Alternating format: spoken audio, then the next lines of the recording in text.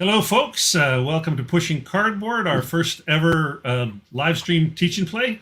I'm delighted to be with Sean Druelinger tonight.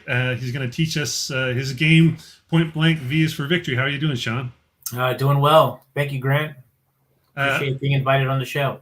well, yeah, I talked to you earlier. I don't know, maybe about a year ago, where I talked to you about your game, and we had a great interview that time, and so it planted the seed in my mind back then that I wanted to somehow get a live play of this game in. So I'm really happy that we're going to get a chance to do it tonight.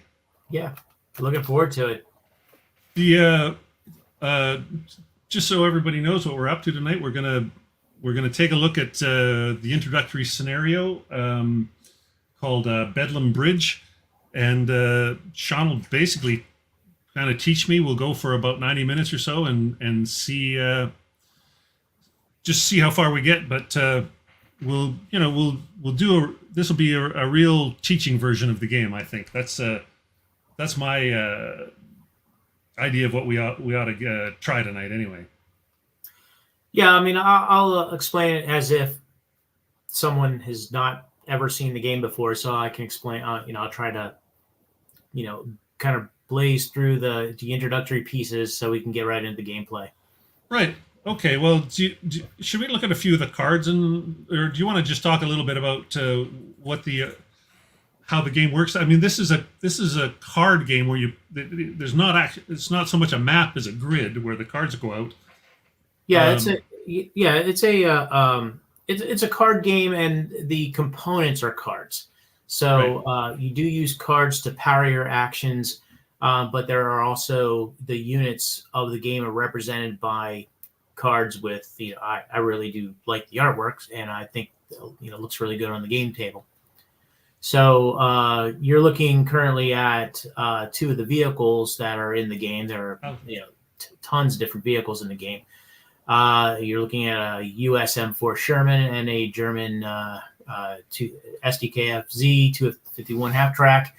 The cards have different values. They have morale values, which is the blue number. They have machine gun values, which are the red numbers. A triangle represents a battle-mounted machine gun. The red circles are coax.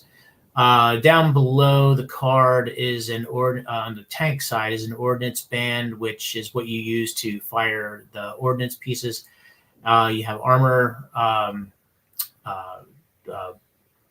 ratings on there as well when you are taking a hit from an ordnance.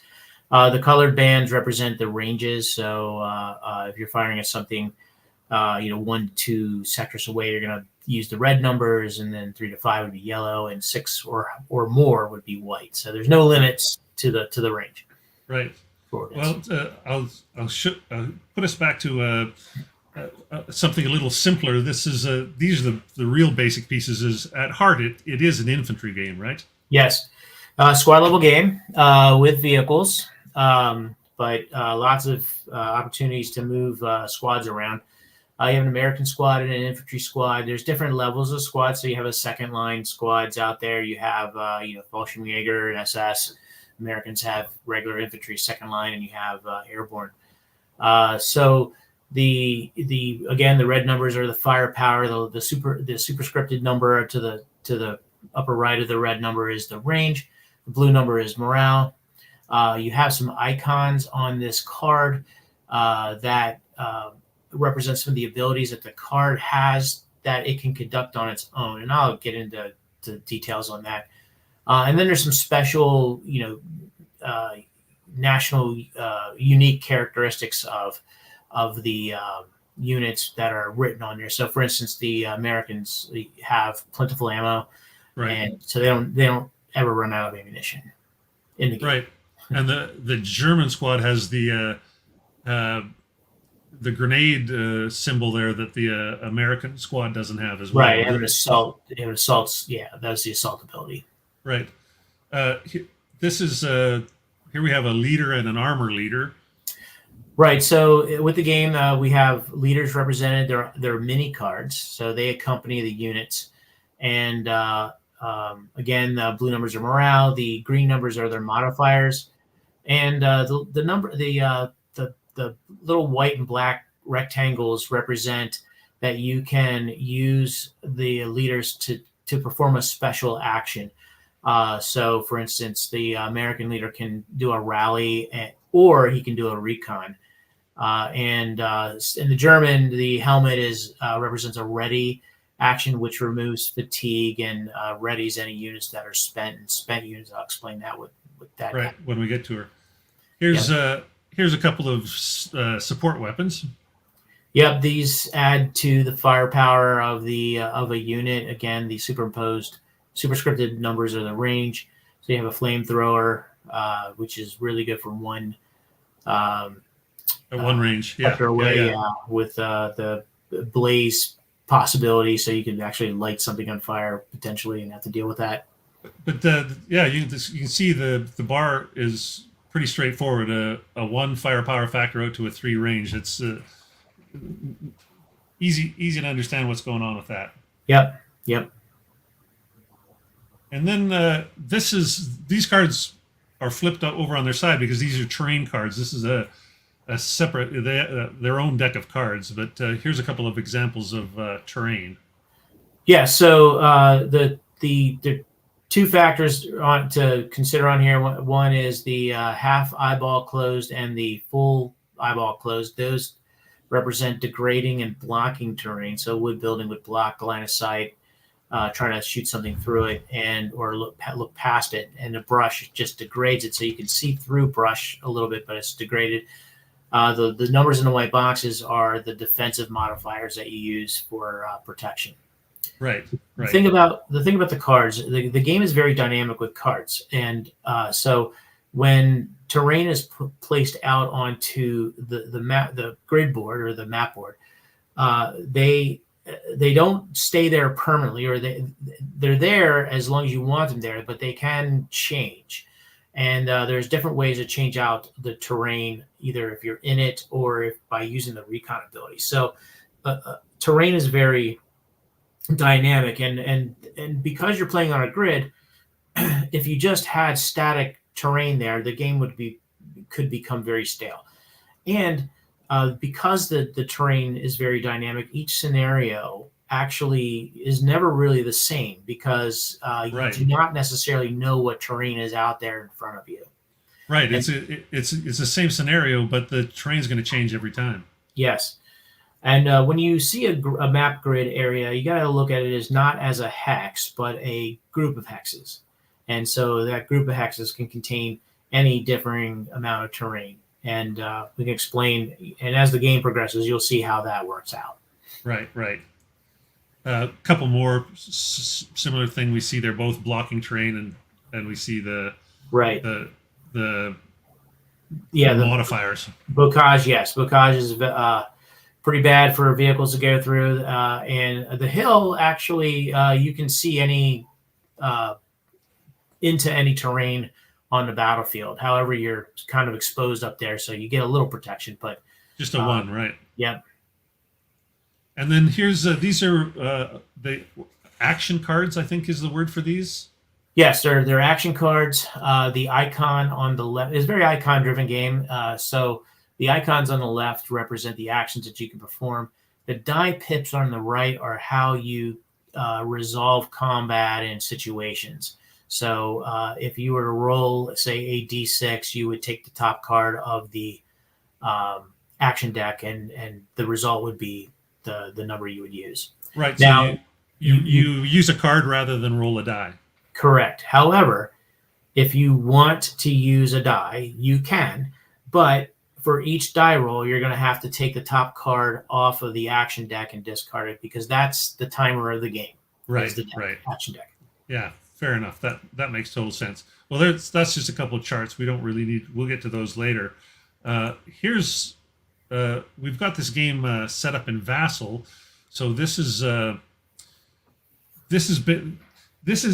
technically the map board, but you don't technically need a map board, right? That's no, you don't. Initially, when I designed the game, I didn't start off with that, but I found that it was players were having a hard time reading and understanding as an upfront player, it made sense to me, but people who've never played upfront weren't really familiar with that. So I said, okay, well, I'll just put a grid in here, and then eventually we can make it optional for folks if they want to, so not use it. Right. So the grid is there till you get used to the game, and then you can just play on a table anywhere. Yeah. If it's a small enough game, yeah. But the grid does look nice on a table. I mean, it does take up a good kitchen table size. You would think a card game is not that huge, but this one is. It does take. There's a little amount of real estate it takes up. Right. Right. So we've got the game. We've got the pieces out, but there's an initial setup because in any scenario, some of the terrain is going to be predetermined, but then depending on how you set your units up, you're going to be able to throw out a little terrain there as well on your own, right? Right. So each scenario, the way you'd set it up, the game, you start off with what's called a default card deck, default terrain deck, and the default terrain deck. It consists of a set amount of differing cards, and there's a list of that broken out into the rule book. And then each scenario tells you what cards to take out and what cards to put in. Right. In this particular, and there's lots of differing terrain in the game. I mean, there's low crops, cemeteries, there's gullies, there's all kinds of things. But for the default terrain deck, it's a little more, it's not as flavorful of that, but it consists of basically clear terrain, woods, buildings, and some wire and some streams and marsh. If you're an upfront player, you're probably familiar with all those terrain types. Right, right. So this particular game here, this particular scenario, where the initial setup is to take an objective card and put it in the center there. That's the bridge that we're going to be fighting over, and to put 2 clear terrain cards into the A0 and C0. Right. So the objective cards is one thing you didn't pull up, Grant, but if you look at this, it's similar to a terrain card. It has the same defensive values, but you're going to notice these different little flags on there. So the flags are control flags. So to control a objective, it's not, you just don't move a unit in there and actually control it. You would need to actually move the right type of units in there to control it. So the white flags represent infantry type control units, and the black flag represents units that have ordnance. So in order to control the bridge, you need 2 white flags worth of infantry and 1 black flag worth of ordnance. So if you had a tank and you had 2 infantry units on the bridge, you would control it because most of the infantry units have 2 flags. I mean, 1 flag. However, if you notice, like the airborne squads, they have 2, so they're a little more prepared to be able to defend something like this versus than just 1 squad of infantry. So it's not an either or. You need to have the 2 infantry plus the tank. So in this game, if you lose your tank, there's no way you're going to get to control that bridge. Well, you can control it with the bazooka. The bazooka has an ordnance flag on it. Right. So those are some of the other ways that you can control it. So if you look at the right there's the bazooka's right on top. So you see it has a black flag. So if you had 2 infantry units and that possessed a bazooka, you would control the bridge. Right. Great. Got it. So you don't want to lose the bazooka and the tank. So once you control it, you throw a control marker on there of the side that controls it, and you can move out of it, and you're not going to lose control. Once you've controlled it with the appropriate amount of troops, then you can move out of it. Fair enough. So what's this? I guess let's just start at the beginning and sure. I'm gonna pull up Vassal in front of me here. I'm gonna move you off to the side. All right. So I will take the U.S. if that's. I think I'm logged in as the Germans. Okay. Oops. So I'm just going to spread everybody out here so you see what we have. You see all that, Grant? Yep. All right. So I have 3 U.S. infantry squads. I have a M4 Sherman. I have some support weapons, and I have an airborne squad. All of my infantry has to set up in row 2, sectors A2, B2, or C2, Right. and they set up first.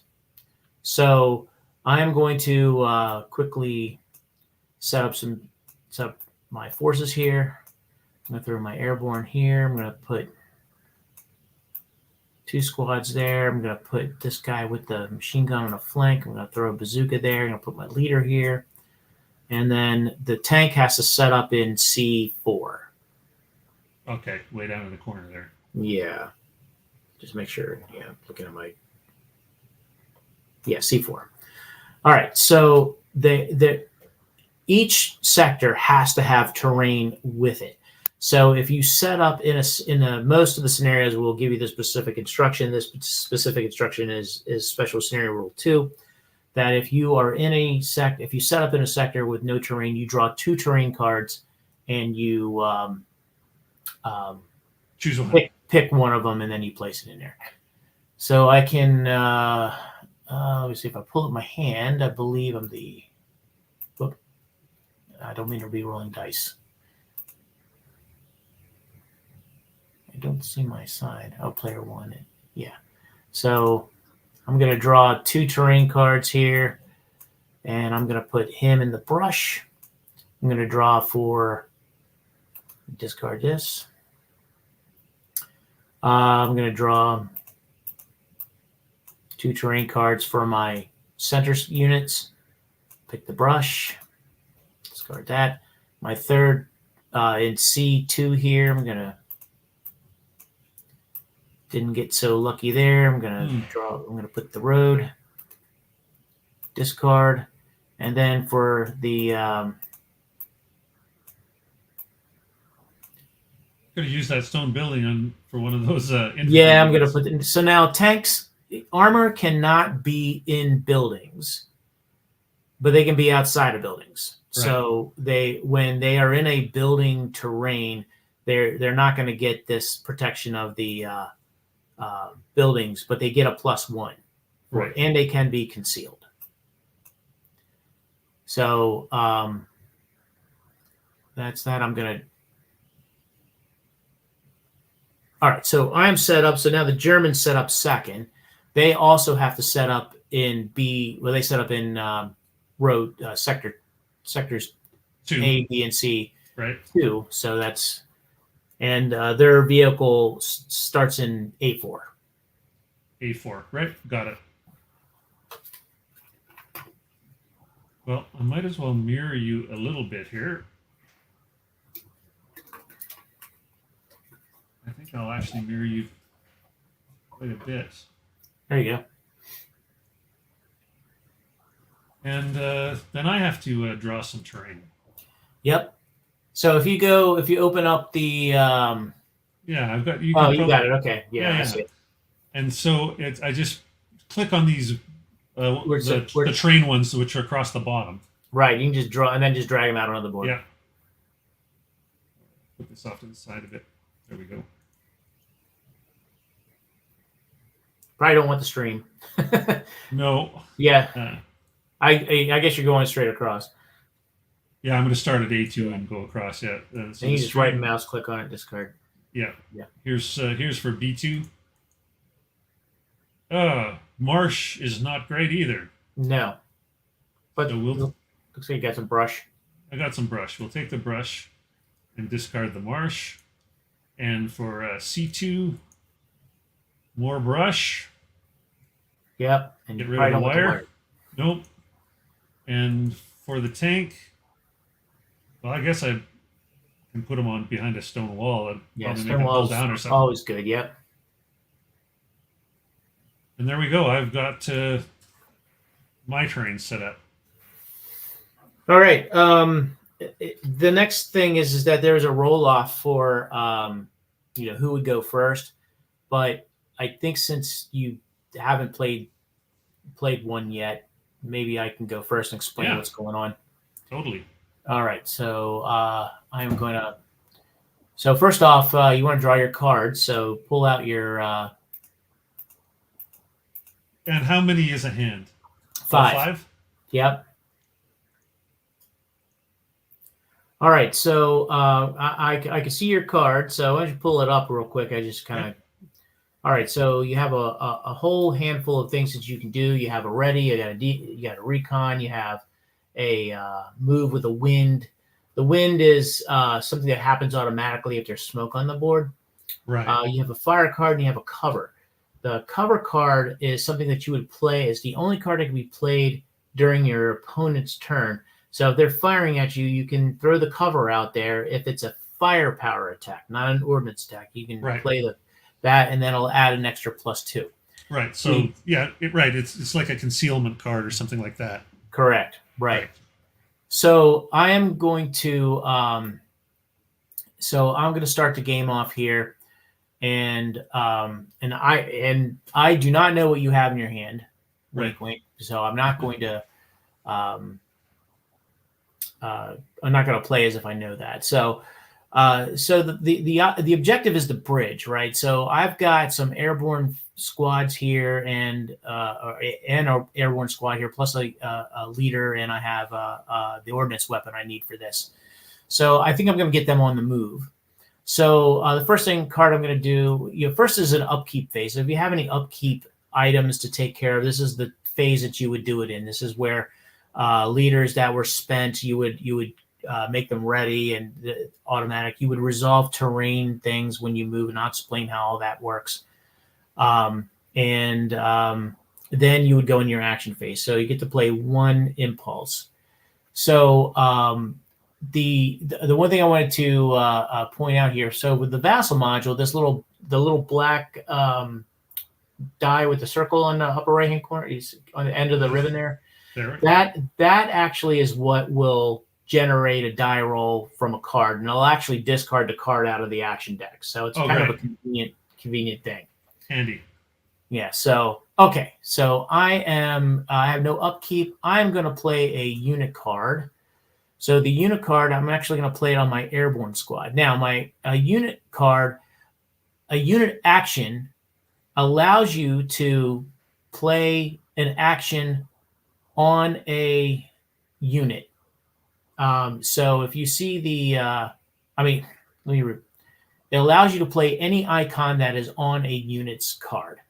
Okay. And that's you're talking about because you're playing this lightning bolt is your correct. If I were to play, let's say a move card, for instance, then I could move everybody in a sector, but a unit card only allows me to activate one unit. Right. Okay. So I'm going to activate him to move. So the first thing we do is we create a moving token. I want to see where to go.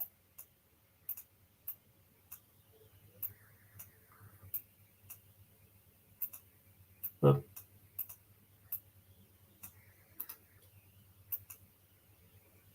Oh, I don't know where it went. Sorry. Happens.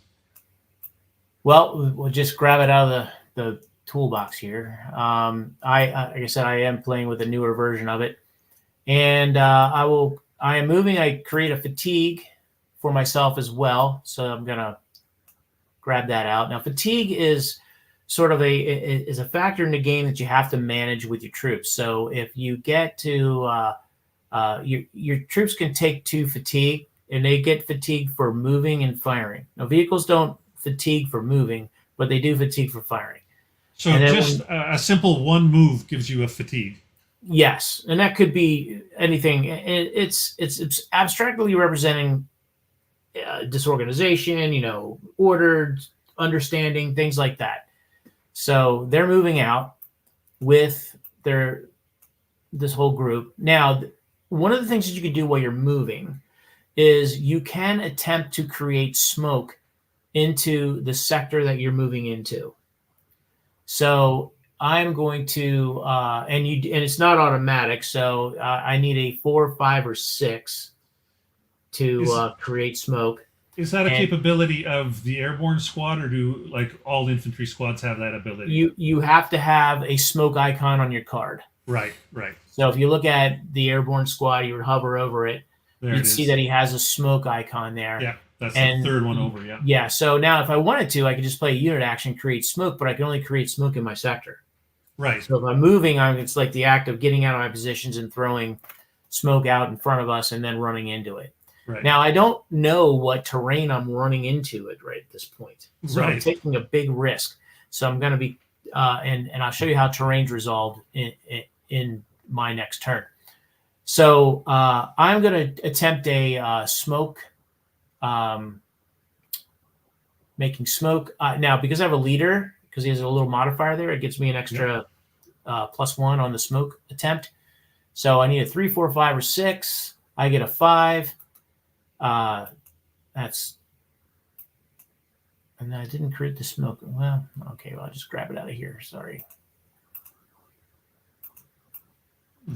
So I throw that out in front of me, and because it has a little closed eyeball, from a line of sight perspective, you can't see me. Now, why am I not moving into the sector? Because movement is not resolved until your upkeep of your next turn. So this just symbolizes that I'm getting out of my position and getting all my stuff and gear and ready to go, and I'm getting ready to move out.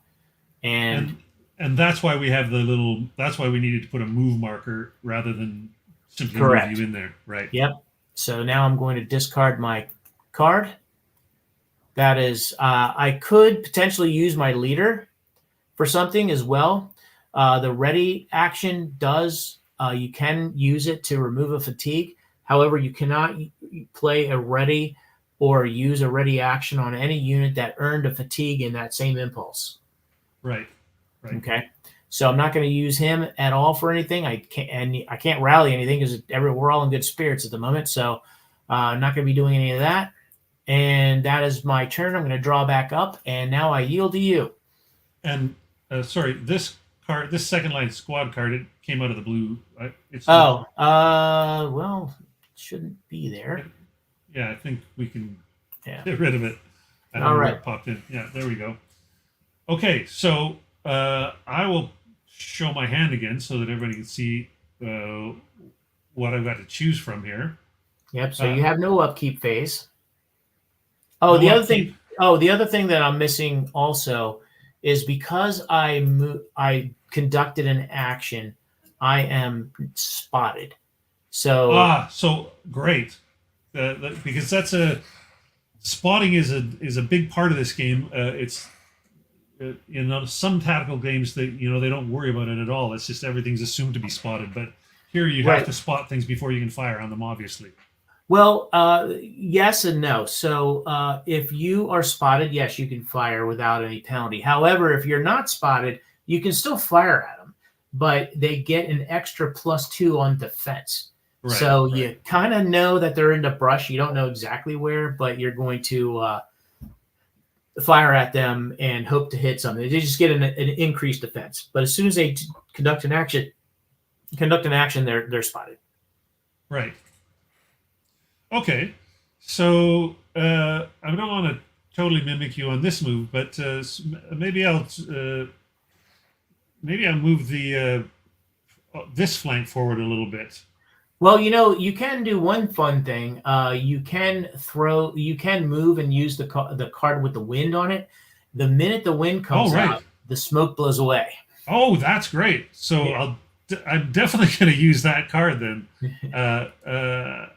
So I put it on the board, and then there we go. So, yeah, I'm going to move somebody, and that gets rid of the smoke right away. Right. So when you get a card with 2 actions on it, it doesn't matter what the order is. Right. Okay. However, and you can choose to do one or both of the actions. You don't have to do both, but you have to do one of them. But a wind icon is an automatic event. So no player gets a choice. When you play that card, onto the table, the smoke goes away. So I'm going to remove the smoke, and now my troops can be seen. Right. But I can't fire because I've chosen a movement. Right. Looks right, exactly. Now this move, does it let me move? Like, could I move both of these? You can move all units in one sector. Right. So think of the action cards as coming from, say, like an officer, like a major or a captain or a lieutenant, and think Right. of the unit actions as coming from the sergeants of the actual units. Right. Okay. Well, I'm gonna. That's what I'm gonna do. I'm gonna. I see we have a right click here. Will give us those movement. Yep, I see the movement, and you can rotate them around and point them at the direction that you're moving. There we go. And that would be. I would discard this and draw back up. Yeah. And you put fatigue markers. Oh, I have to put fatigue, right? Yeah.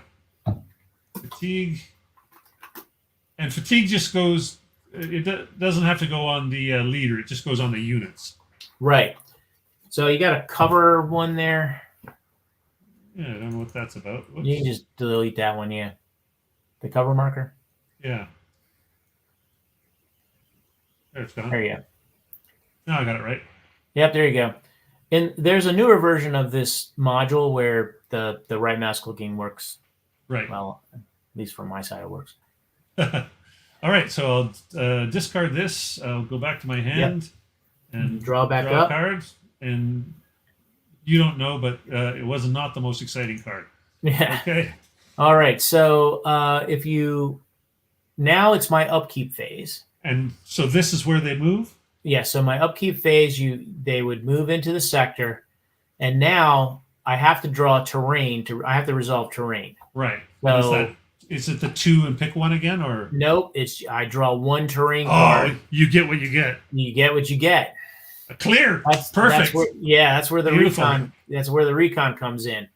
So that is not a fun, and you're automatically spotted in clear terrain anyway. Would that spotting marker have moved with you, or does it you shake it off when you leave the? Well, no. If there was units in the brush that are left behind, they would still be spotted. But it doesn't come with the airborne squad when they move forward. No, well, because I'm moving into here, because I'm completing an action, I become spotted in the clear. Well, you're spotted in clear no matter what. Right. So even if I didn't do an action, if I'm in clear, I'm spotted. Right. So, but it doesn't kind of travel with you, but it'll duplicate if there's. So if I had a unit over here, this would be this. They would still be spotted marker spotted still here, and a spotted marker would be there. So this is not a good time for me. So I can remove the marker, and I am going to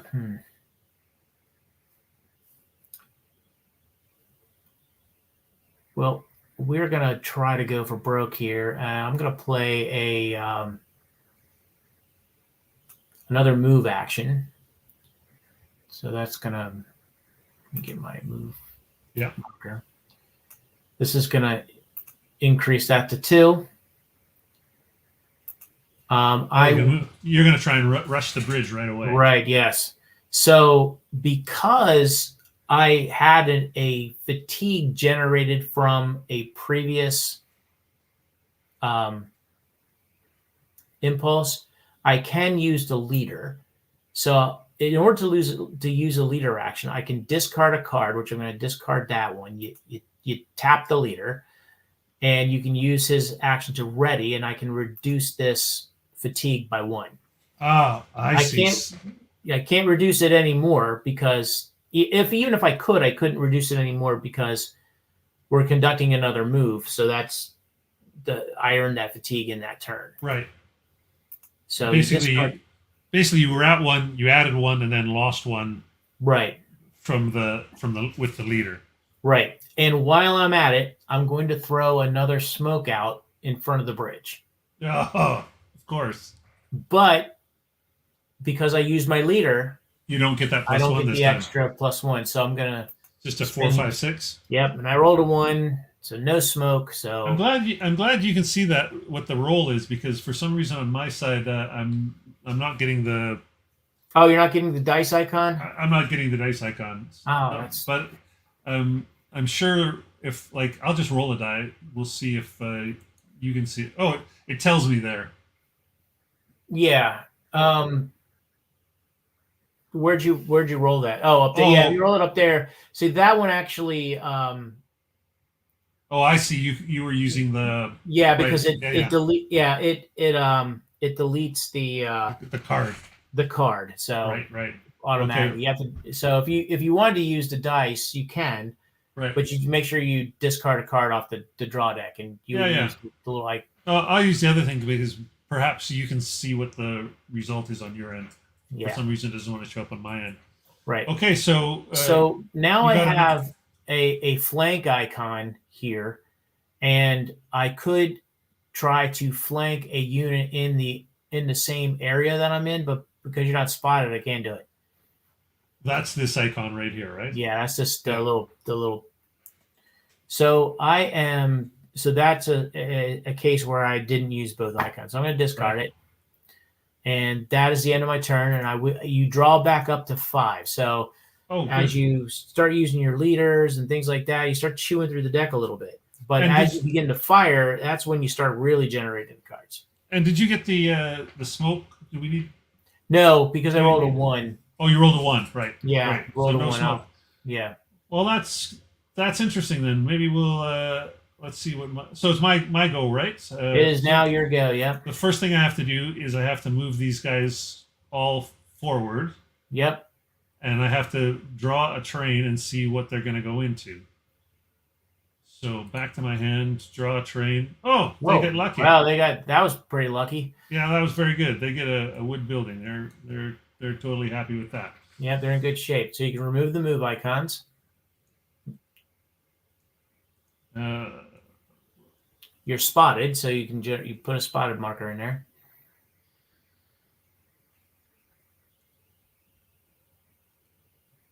All right, you only need 1. Usually I put the spotted on the train. Oh, okay. Because everybody in there is spotted. Get rid of that. There we go. Okay. And there. So now you may conduct an action.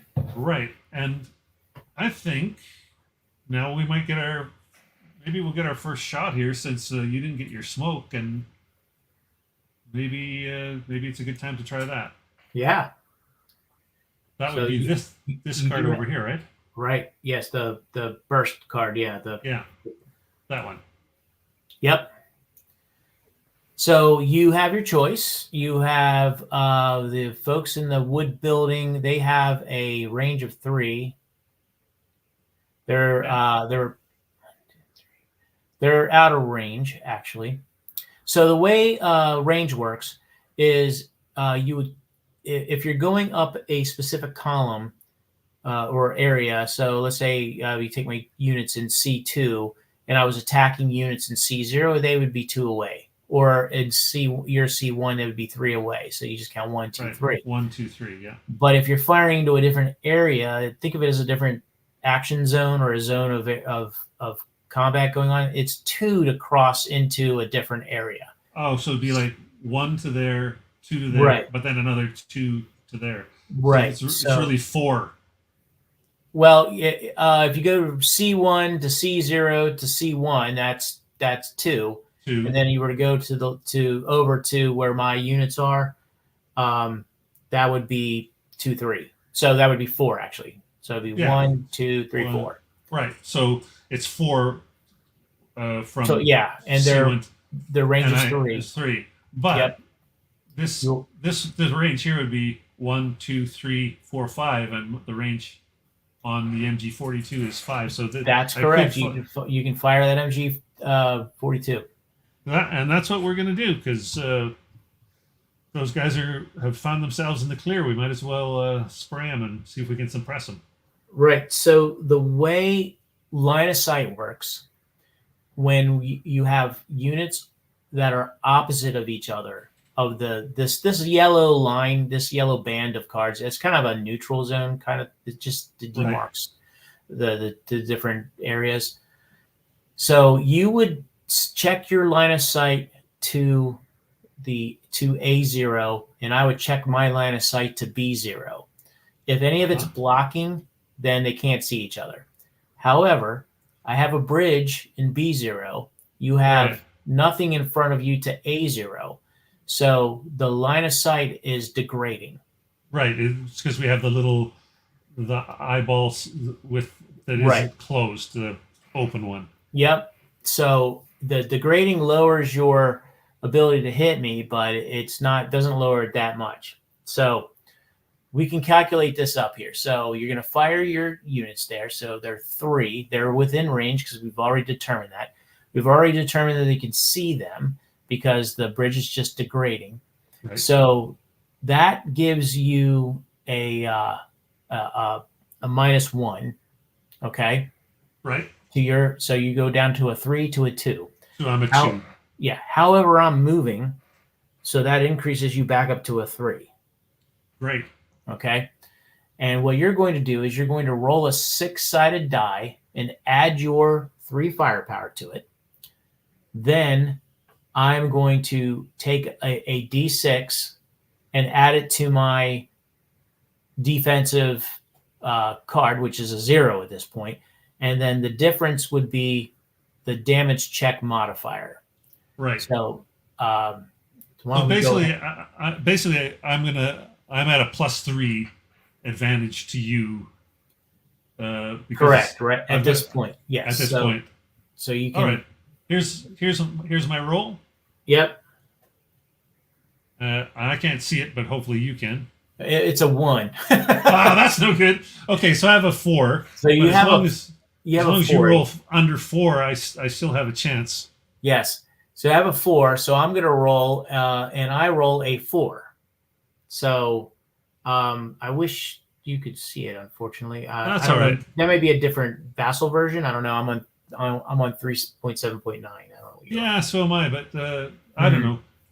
Okay. Whatever. So since it's a tied, it's a push, and that goes to the defender, so it's a miss.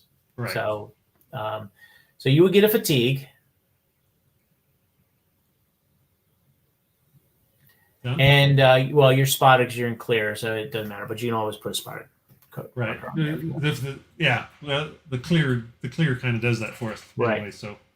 Yep. So you can now delete your fire card and draw back up. Yep. And you can use Lieutenant Werner to remove a fatigue off of one of the troops in the. Oh, right. Yeah, so you can discard a card. So this is a good way to get rid of cards that you don't want.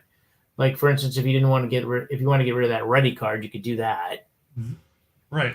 And then you could use that for toss that out and to use the ready action on Lieutenant Werner. Oh, okay. So and then he goes like that then? Yep. He gets tapped. You can remove one for free. And then you have a 50-50 chance to remove an additional one. So if you roll a die and it's odd, it will remove an extra one. All right, here it is. And it's 5, so it's an odd, so you can remove that one out. Oh, that's great.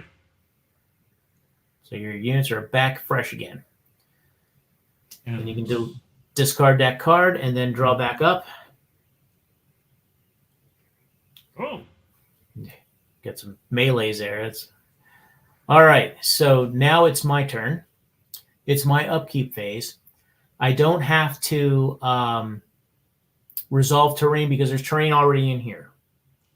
Right. So first thing I'm going to do is I get to refresh my leader for free. All leaders get to refresh for free. I get to move into the bridge. the bridge. Oh, shoot, I didn't mean to do that. Bring that back. So now I'm in the bridge.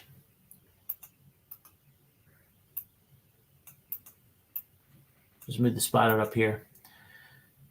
So now I control that.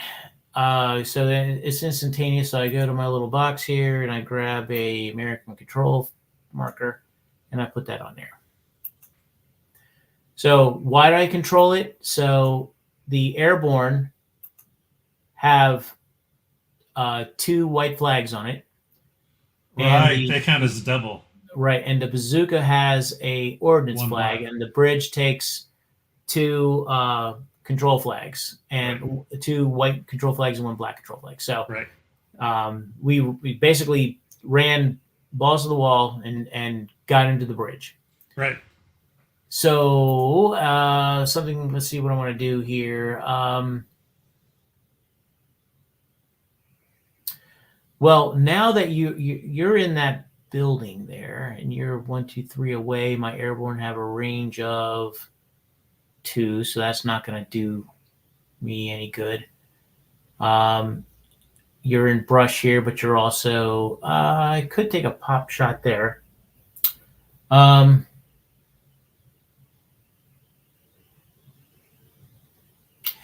that's what I'm going to do.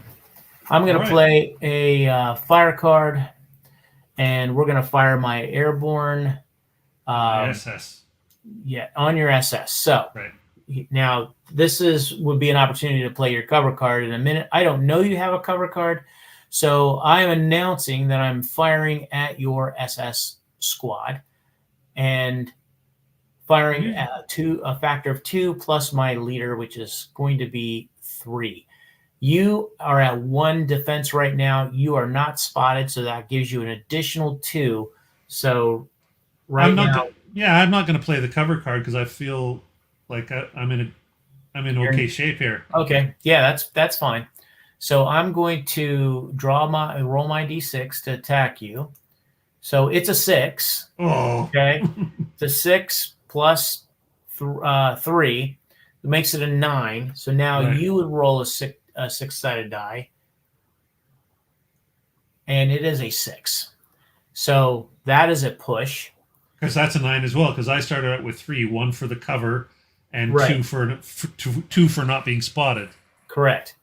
So now that, I have an ordnance weapon that I can fire using the same action. So I can all units can use a support weapon, 1 support weapon. They can't use 2. They can carry 2, but they can only use 1. So I have this bazooka. So I'm going to fire the bazooka at you. The bazooka, you can fire a bazooka or like at a soft target, like a squad as well? Yes. So I would use see the black number there? That's an HE number. So I would have to establish a hit, and then we would do a HE check on you. So here's how this works. So I'm within 2 of you, okay? So I need a 10 on 2 dice. However, and I actually got a lead. Well, I actually got a leader, so that's gonna throw another. Well, actually, I use them for the firepower, so I can't use them for the bazooka. So I need a 10. You're in brush, so I need that's a +1. So I want under 10, 10 or lower. I don't want above 10. You're in brush. That gives you 1. You're concealed. That gives you an extra 2. So I would need to get a 7 or less to be able to hit you. Okay. Does that understand? That makes sense? Yeah, totally. All right. So I'm rolling 2 dice, and I roll a 1 and a 5, which is a 6. Okay. So you got a hit. Yeah, it's a hit. So now I take this 2 die roll here. This 2 to see the black circle 2 right there. Yeah. And now I'm going to roll a d6 and add that to it. Right. Because we've already factored in your terrain and everything like that into the to hit, you're just going to roll a d6, and that's going to be your defense. Okay. All right. So I'm rolling. I have 2, and I'm rolling a die, and I roll a 5. That's a 7. Right. And then you're going to roll. I just get You get a 2. So that's a +5 damage check. That is bad. Yeah, not great, but So your morale is at a 6. Okay, so what you need to do is you're going to Right. roll That's a d6 and add 5 to it, and then if it's lower than the 6 morale, you're going to pass. If it's higher, you're going to be shaken.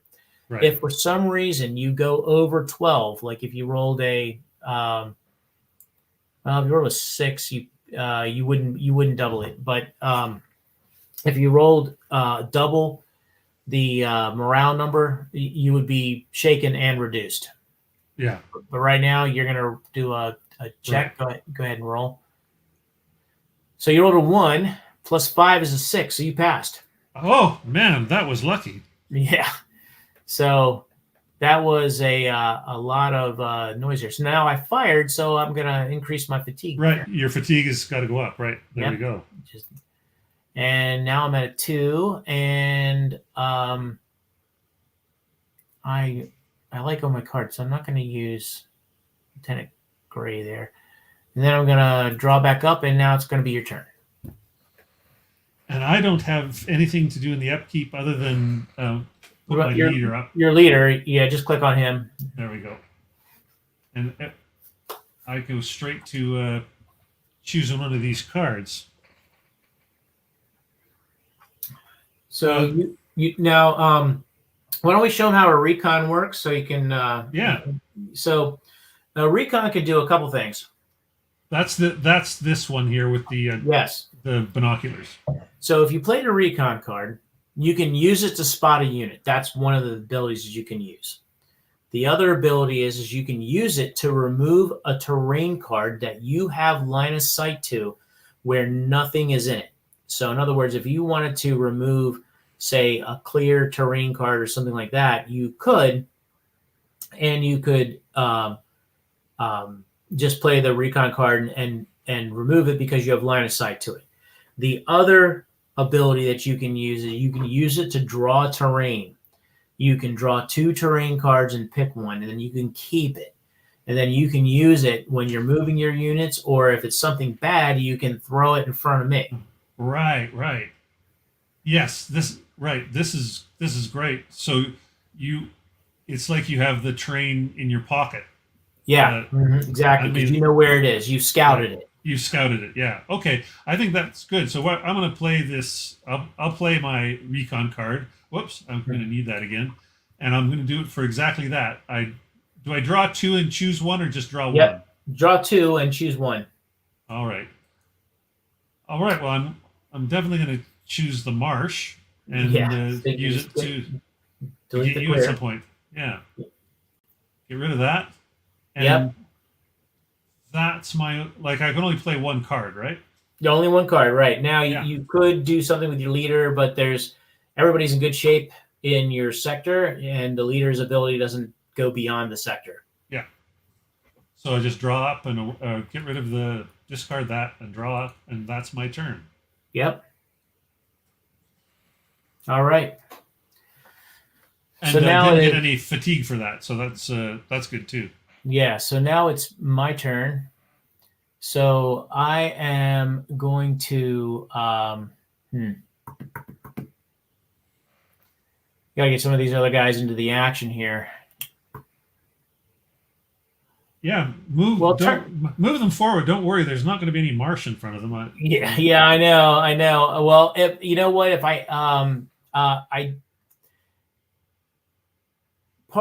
part of me would move, but I don't have any recon cards that I would. I'm a little nervous about drawing off the deck, and I'm pretending I don't know about the marsh. Right. Yeah. But I'm gonna have to move my guys up anyway.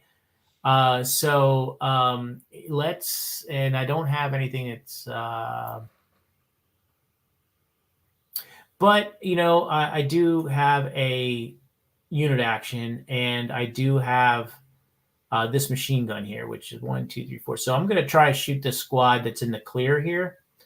So they are at 2. So now, just from a gameplay, and it's kind of gamey, the game lasts 2 decks. Right. So now it's kind of in my best interest to try to chew the deck out as much as possible. Right. So one is by like doing firing and things like that because it goes through your deck. The other thing is you once per deck you can do a hand discard. That's the only thing you can do. You can't do any leaders or anything like that. And that's where you would discard all 5 of your cards and you can draw 5 new cards. But you can only do that once per turn. So it's a little cheesy, but it's a way to chew your deck in one way, but it's a game tactic. Right. Anyway, so I'm going to fire the machine gun here. So that's going to get me a fatigue, which doesn't pop up for me. So I'm going to drop that on there. They are now spotted. And I'm going to conduct a 2 firepower against you. There's nothing really. It's pretty straight up. And and it's against my guys in B1. In B1. B2. Yep. So I'm gonna. A2. A2. Yes, I rolled a 5, so that's a 7. And you're gonna roll. And I just got a 0, so there's nothing. I just get whatever this is. You rolled a 2, so it's a +3 damage check. Oh, right, because I'm unspotted. Right. Yeah. Right. So now you can check. You roll a d6 for your first guy there. He needs he's got a 5 there. So right. You want to roll low. You rolled a 1, so he passes. He passes, and that's all I've got there. Yep. So that is all I have for that. Now I have this ready action. So that's my second action here. Right. So I'm going to reduce a ready there. And I can roll to see if I can reduce a fatigue further, which I will. I need an odd numbered card. I rolled a 4, so I don't have a odd number.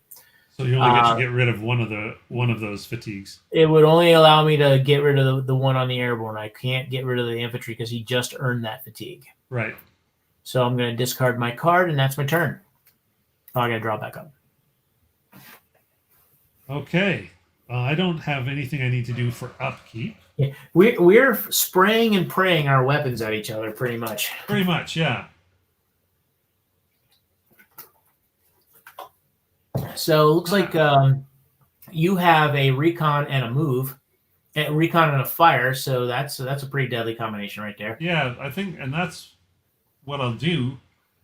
Because I'm going to play that one, and I'll do I'm going to do the recon the same way. I'm going to do it to draw terrain. 2. Yep. Oh, that's good too. So. Yep, you're gonna discard to clear. Now you can keep up to 3 total. Right.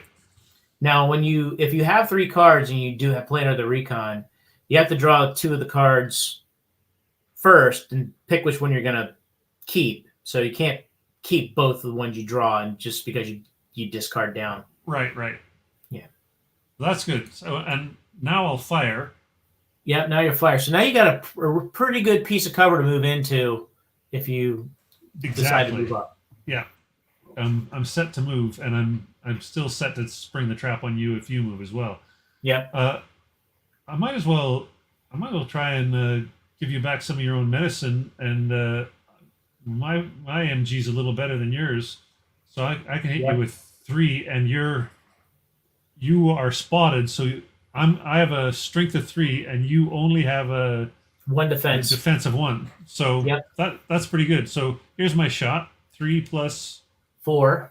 So a 7. 7.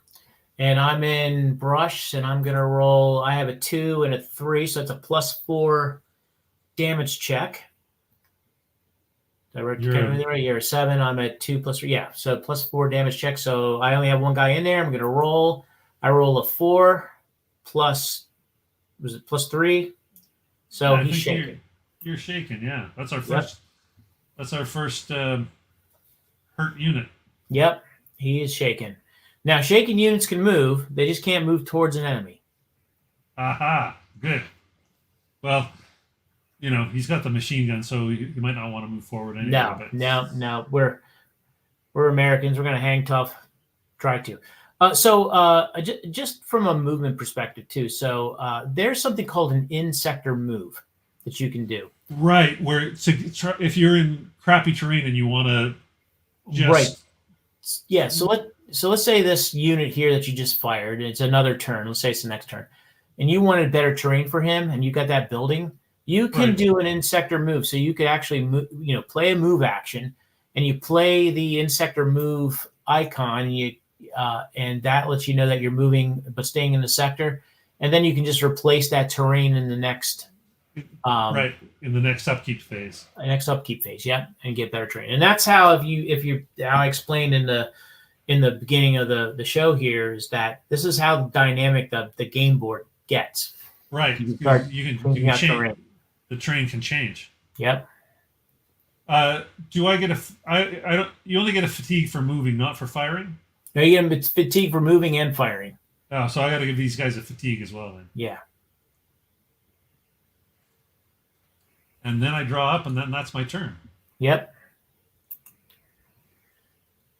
If I had a move card, I would move that tank up, but I don't. So we're gonna discard that. So now I think we have a sniper in the game. Oh. So I'm gonna play the sniper card. Now, a sniper card is more of an event. Okay. So the way sniper card works is I pick a sector. It doesn't matter what sector, and then I determine randomly the target in there. So if for instance, if I was going to target these guys in C1, I would roll a 1, 2, or 3 to determine which one. Right. But I'm going to target this squad in A2 here because they pissed me off. Now, the way a sniper card works is you draw two D6 and add them together, and that's the firepower. Ooh, nice. And then the infantry rolls a D6 against it, and that's the damage check. Well, that's and I'm in the clear, so this could be hurtful. Yeah, so I'm gonna roll a 3, and I roll a 6. So that's a 9. So now you roll your defense. There it is. You rolled a 1, so it's a plus 8 damage check. So this could be bad. It's going to be bad because I'm only a 5, so it's you're a 5. So yeah, I could get the double here. Yeah, so go ahead and roll. I probably will. There it is. Oh my god, you rolled a 6. So they're shaken and reduced.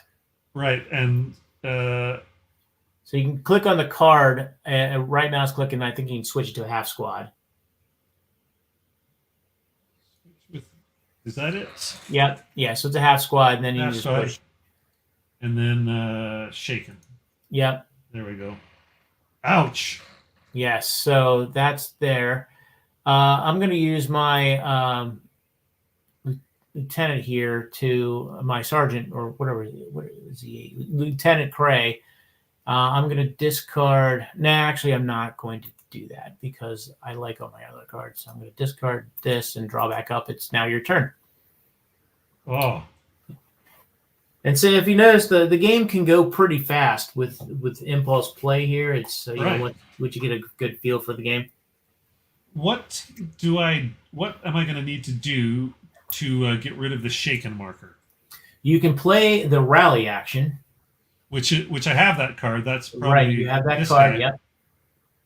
And you can just play that, and basically you're going to do a rally on that unit, and you would roll 2d6, and you'd have to be a 5 or below. I think it's what it is, right? Oh yeah, he's a 5. Yeah. Yeah. So I'd have to 2d. So I'd play the card, and I'd have only roughly a 1/3 chance of being successful. Right.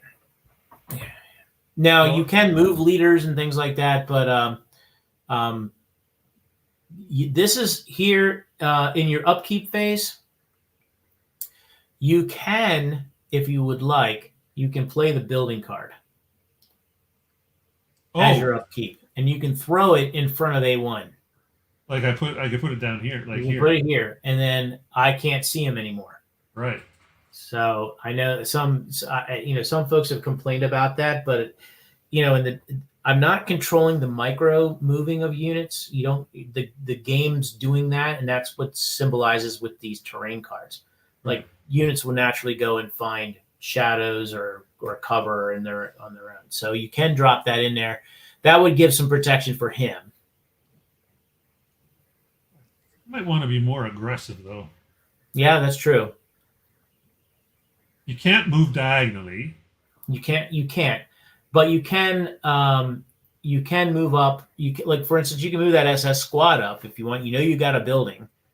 Yeah. Now, I haven't played any. So in my upkeep phase, I could throw terrain in front of you, and then of course you could refuse it potentially. But you know that I have not played any or done any recon, so I do not have any terrain cards. You don't have terrain. That's right, and you wouldn't know if I have two.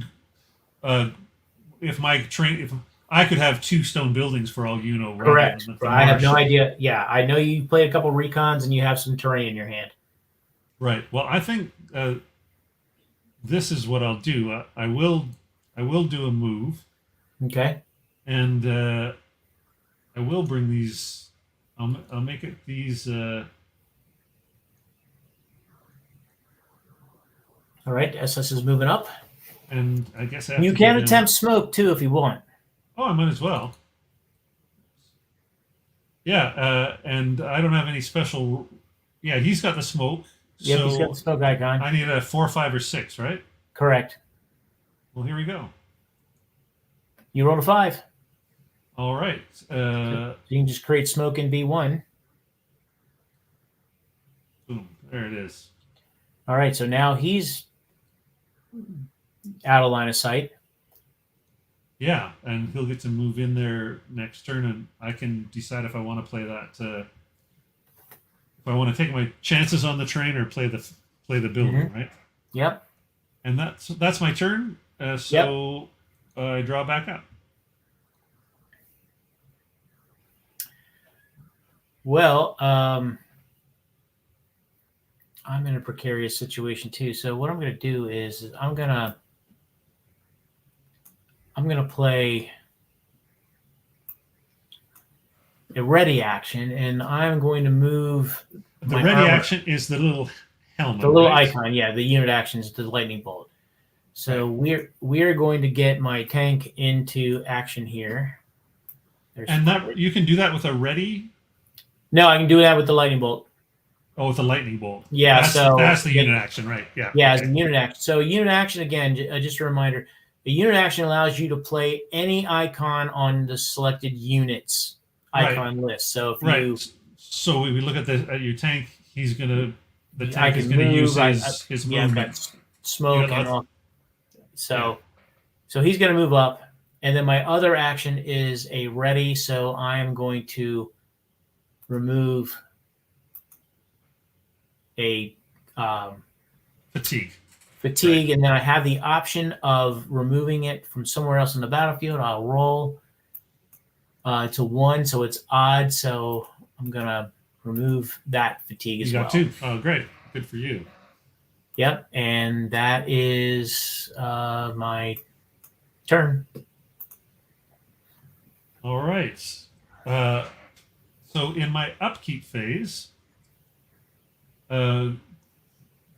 these guys have to move forward, and I either have to.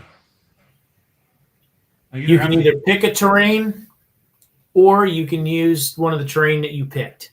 Yeah, and so you reconned.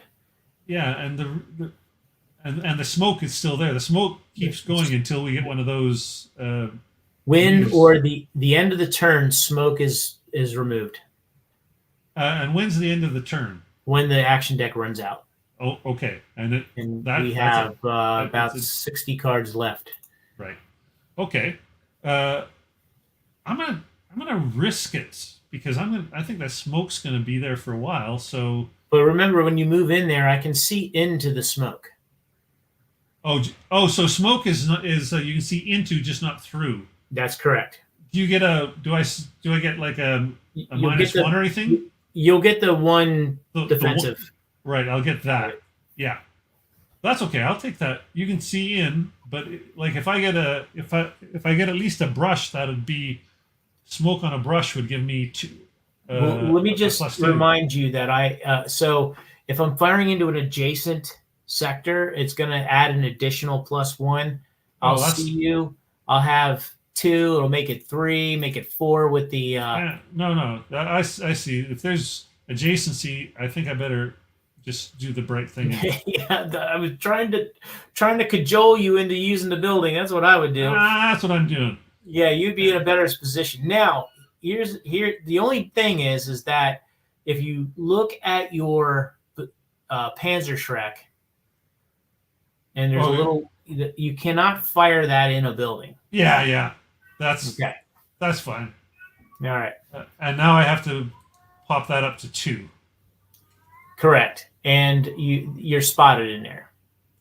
Yes. I'll put a But you're spotting. sitting at a defensive 5, so it's going to be very hard to dig you out. Now, since you're sitting on a bunch of melee cards there, if you can figure out a way how to move your a squad or 2 into that building from where you will be geared up to do a close assault on my airborne. And do you need to do a movement before you do the close assault, or does the close assault give you the move? The melee move card in? acts as the movement card into the sector. Right. So if I can get 1 or 2 of these squads here over into here, yes, that'll be great. Yeah. yes. But I don't have a movement card at the moment. Right. So it would be fairly even right now.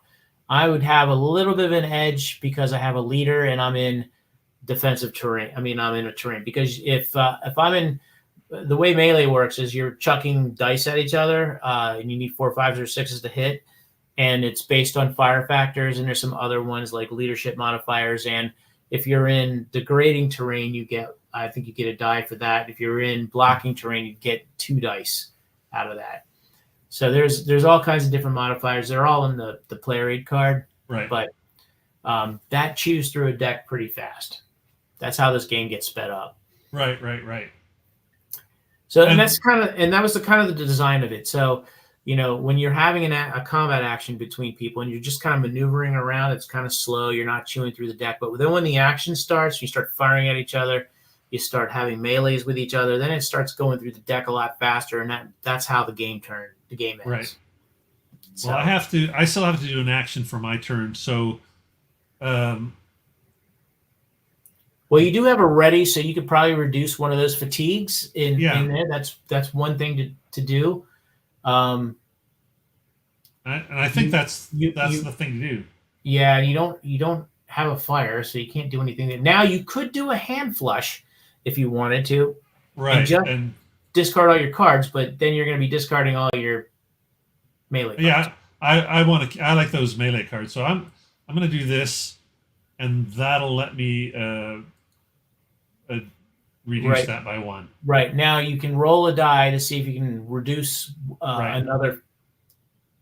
And I will. It's odd. So yes, you can reduce 1. So you can reduce it off that SS squad if you want. Oh, could I do 2 off that? Yeah. I could have done 2. Because you didn't earn that fatigue. You earned that fatigue last turn. Right. Okay. So it's gone then. Yep. This is discard on my draw. Oh, I bet that's going to help me for next turn.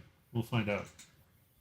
That's a reinforcement card. So reinforcement cards have special abilities. So in the scenario, it'll tell you what the reinforcement card does. Right. In this scenario, reinforcement cards are treated as move actions. Oh, well, I needed to move anyway. Yeah, there you go. All right, so it's my upkeep phase. I'm going to move my tank up. I'm going to draw a terrain card, and it's clear. Not going to help me too much, so I'm going to remove that. So he's a little closer. I've got... Well, I've got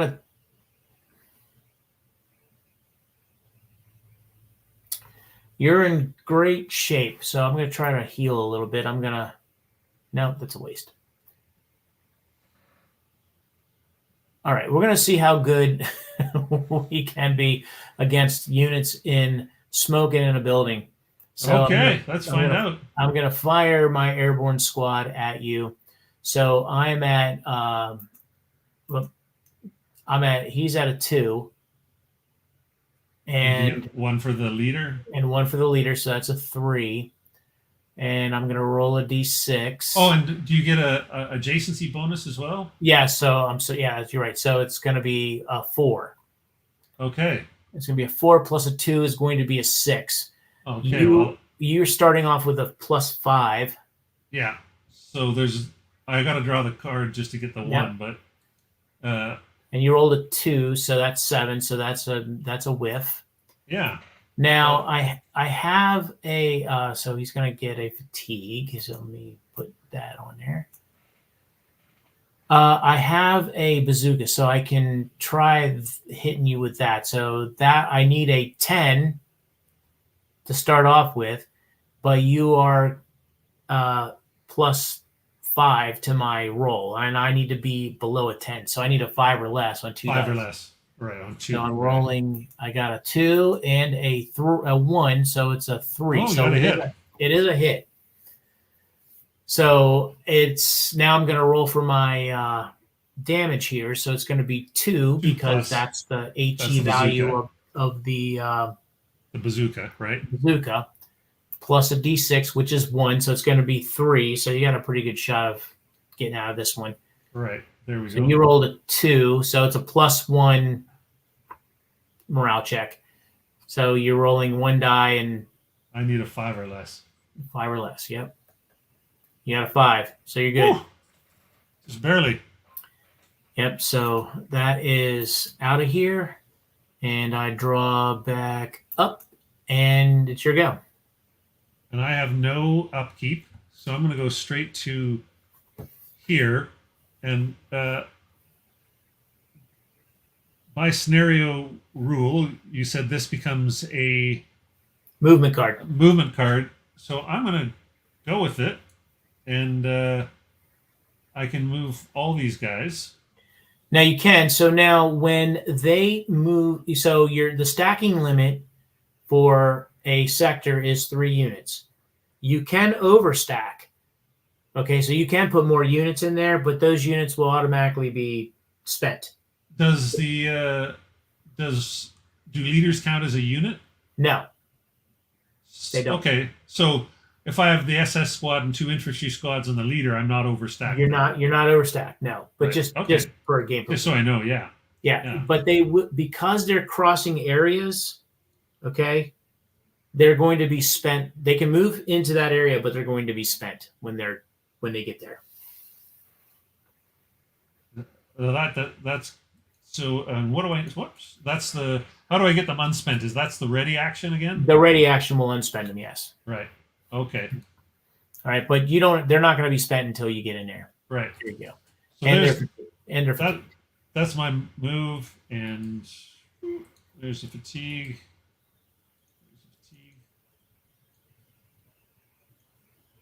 And draw back up. Yep. Discard that and draw back up. All right. Let's see how we're doing on the deck. Okay, doing all right still. Just looking at my hand.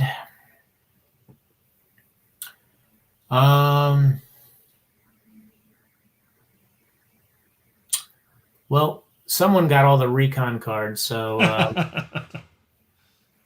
good. It's 1, 2.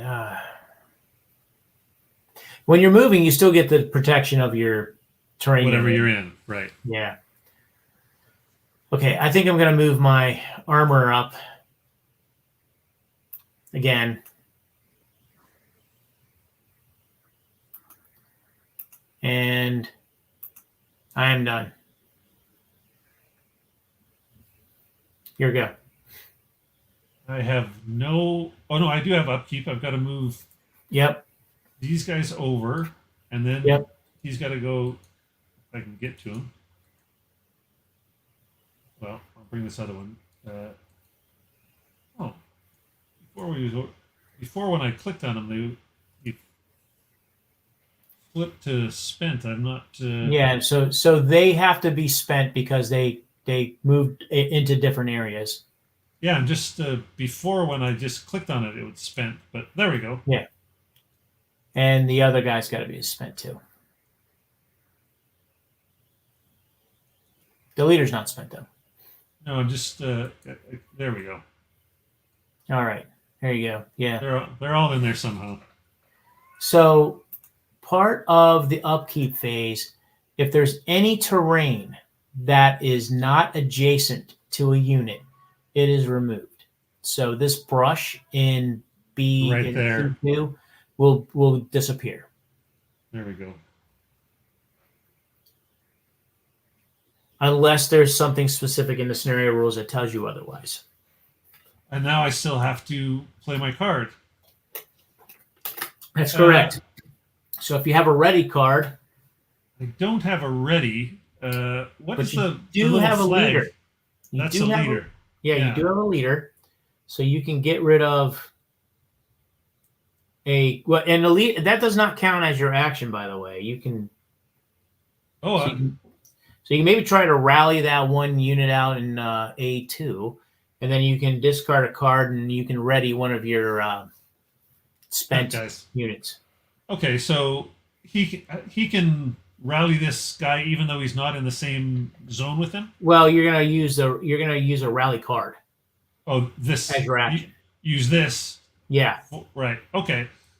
So I think it was 2 dice to get a 5 or less. That's correct. Here we go.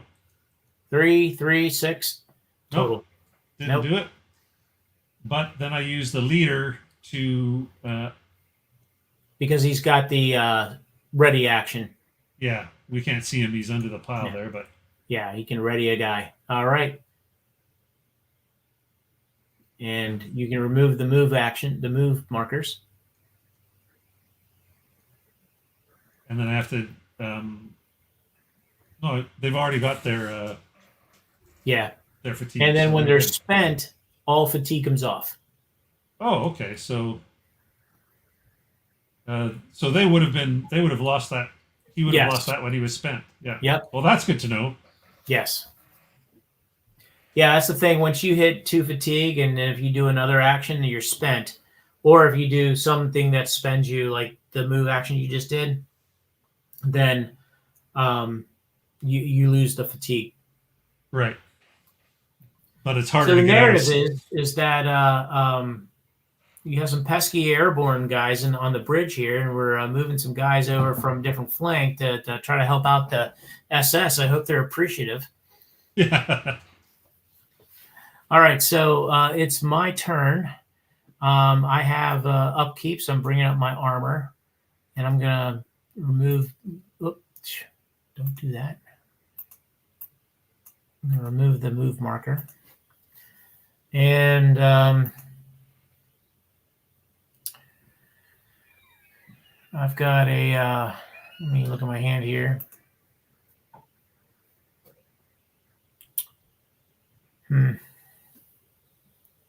Well, this could be juicy if it works, but I'm going to go with a fire. We're going to fire our airborne and bazooka at everybody in here. Yeah, yeah. And if I get lucky, I get lucky. So I'm going to use the modifier of my leaders. That's going to be 2 from the airborne, 1 from the leader, +1 because you're adjacent. So that's a +4.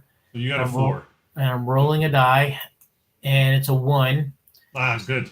Yeah, so that's a 5, but you still have to roll the defense number. Right. And that's a 5, so that's a whiff. So that is going to be a 2. I'm going to discard. You still have the bazooka though, right? Yeah. Oh yeah, that's right. I have the bazooka. Yeah. So I need a 10.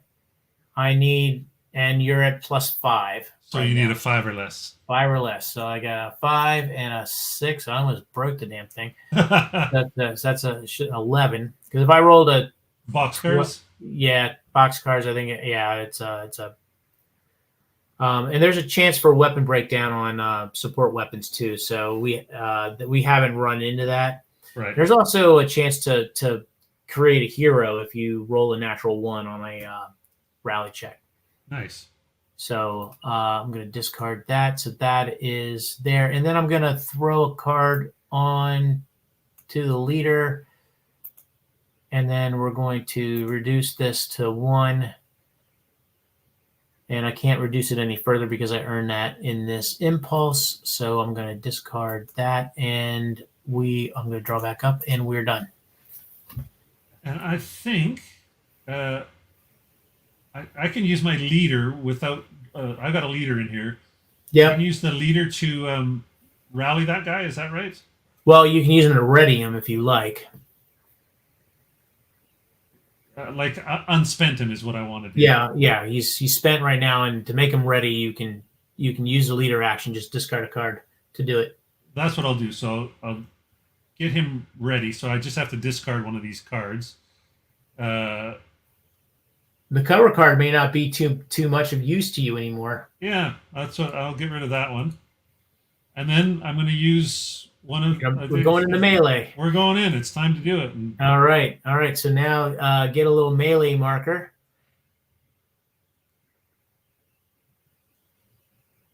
There it is. And that you can just kind of I'll put it here. This throw it in my area. Yeah.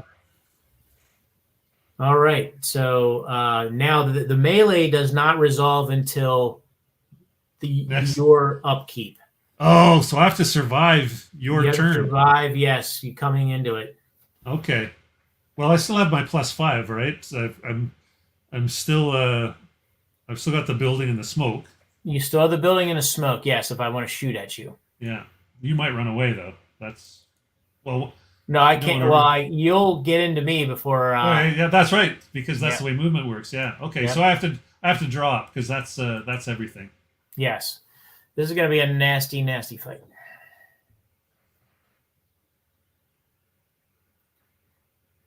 All right. It's my turn now, right? It's your turn, yeah.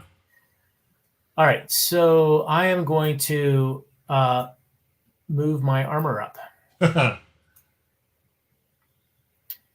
So I'm in a road. So a road allows you to go between areas without spending. So, like if infantry was on a road and moving into another area, they wouldn't spend like your guys did. Oh, right. And if a vehicle uses a road or moves across areas, I could use it to keep moving. So it'd be like a free move action. A free move action, right? Right. I see. So, yeah. Right now, but I didn't elect to do that last turn, so I'm going to move him now, and I got to ready him, and that's all I can do. So I'm going to discard that and draw back up. So now it's your turn. Now it's the upkeep. So this is when we resolve the. This is when melee gets resolved. All right. So just want to make sure I get all of the modifiers. So I'm going to pull out my little handy dandy right. Yeah. chart here for melee as soon as I find it. Because I don't remember all the modifiers necessarily. Okay, here we go. All right, so the first thing you're going to do is you're going to count up how many dice you have. So it's going to be the number of fire factors. So support weapons do count, but not bazookas, not ordnance firing weapons. So I got 2 infantry that are 1 each. Yep. And my SS, which is 2. So I've got 4 firepower factors. Plus the leader. So that's going to be 5. Okay. Yep. Now your if you look at your SS guy, you'll see under his melee +1, his D6 rolls are going to hit on 3, 4, 5s, or 6s. Okay, so he's got a little extra, and your airborne probably has the same thing. Correct, 3, 4, 5s, or 6s. Right, but the leader is not it's not all the hits. It's just the hits of that particular. Right. Unit. Okay. So you're rolling. What do we say? 5 dice. Yes, I got two for the regular infantry squads, 1 for the leader, and 2 for the SS. Right.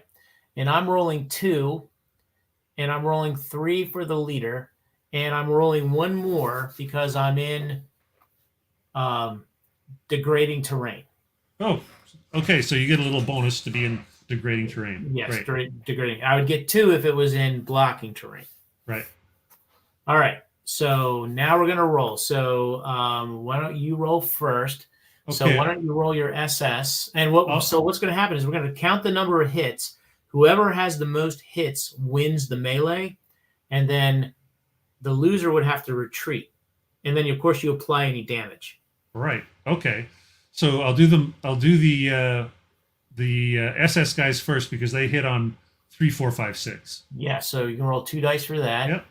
There we go. Yeah, 3, 4. So you got 2 hits so far. And then I got 3 more dice that just hit on 4s or better. 4s are better. Yep. 1, 2, 3. So you get 2 more hits. So I have 4 hits total. Yeah, 4 hits total. All right. So that will kill just about everybody in my stack here, by the way, just FYI.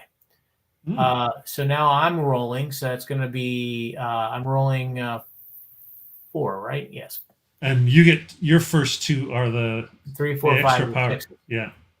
First hit is a 5. Second hit's a 1. So that's 1 hit. Now regular number value for my leader, and he hits on a 4. So that's 2 hits and a miss. So I do 2 hits to you, and you've done 4 hits to me. Right. So that's going to kill my airborne, and it's going to kill my leader. So everybody is vacated out of here. So a squad takes 2 hits to take out a squad. Well, the first hit's a shaken. Yeah. The second hit's a reduced. The third hit's a remove. And then just the leader, a single hit to take out the leader. Single hit to take the actually. So wait, he can take 2 actually. So I can. Okay, so you're gonna. Yeah. So what I'll do is I'll remove him to take. So I have to do it evenly also. I'll remove him. Whoop! Didn't mean to do that. So the leader is dead, so I'm going to remove him. He's going to get a shaken marker, and he is going to be. Why did it disappeared? Look.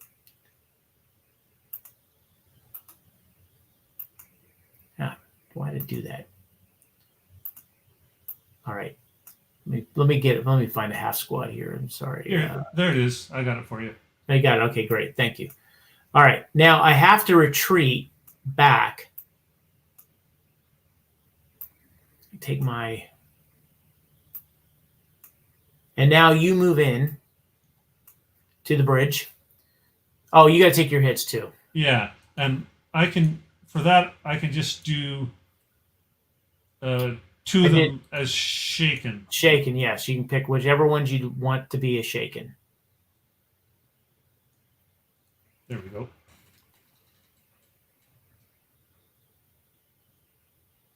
And your leaders, everybody's in there is fine. Now, because you have a bazooka and you have a number, more than enough infantry, you now control the bridge. Right, because my bazooka is the one black. The one flag. ordnance weapon, And yes. and I've got 4 white flags, so I got plenty. Yeah. Yep. All right. And I. So now it's your turn. Now it's still my turn. Yeah. Yeah. So now you can, if you have a fire card, you can probably finish them off. I don't. What is? But now here's the thing. So you do have a unit action, so you could use that. But right, if that you one there, don't right? have Or that one. Yeah, if you don't have the action you want, you can discard a card or use a spend action on one of the units to perform one of the actions on their icon, Right. One of the, but that like unit will be spent after it's done. right. So I could So, I for could instance, discard a card and then fire with this infantry, or no, I'd fire with the SS guy. probably the SS, yeah. Yeah. But you do have a unit action card. I mean, if you wanted to save it, you could. If you got a Right. leader in there, you can ready him right away, and you can save that unit action if you wanted to. And just to look at my hand, the hand grenade. What is that? That is an assault. So the assault allows you to move and fire. So you would put a movement marker on them, and then you could actually conduct a fire. Right. No, I don't need to do that. I might as well. Yeah, or you could use it as a move or a fire. Right. Okay. So it gives you a little bit of flexibility. Yes. Fair enough. Well, I think I might as well use the unit action just to, like, that's that card, right? Yep. And use it. You can fire the SS squad, and you can throw the leader on top of that. Yeah, I want to do the leader and the SS squad. So that'll be 3. Yep. You can remove the melee marker too. I was just going to do that.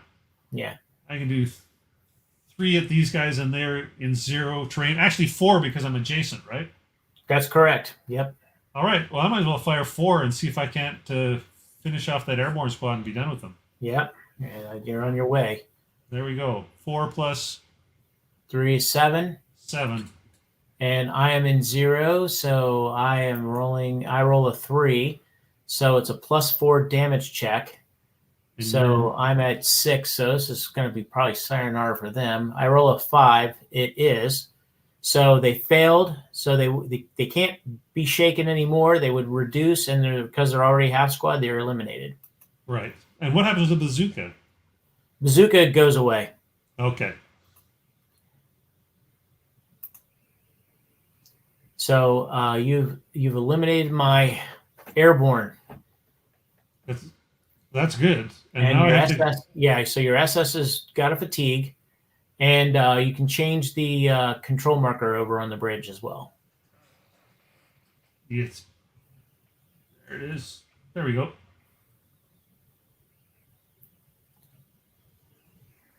All right, not looking too good for me. Yeah, having all those having those melee cards was a bonus for me. Yes. And draw up and I'm done. There we go. So if you look at, we chewed up a good bit of the decks because there's only 23 cards left for the, so the game's almost half over here. Right. So so I think you're done, right? Yep.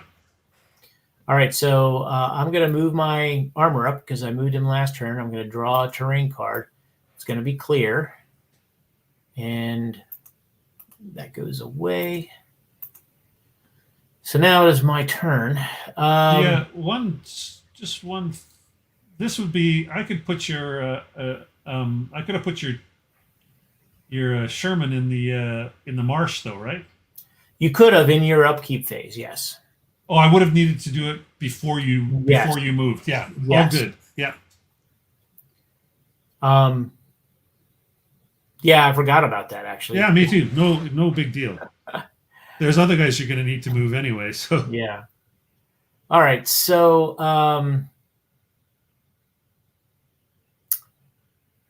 well, the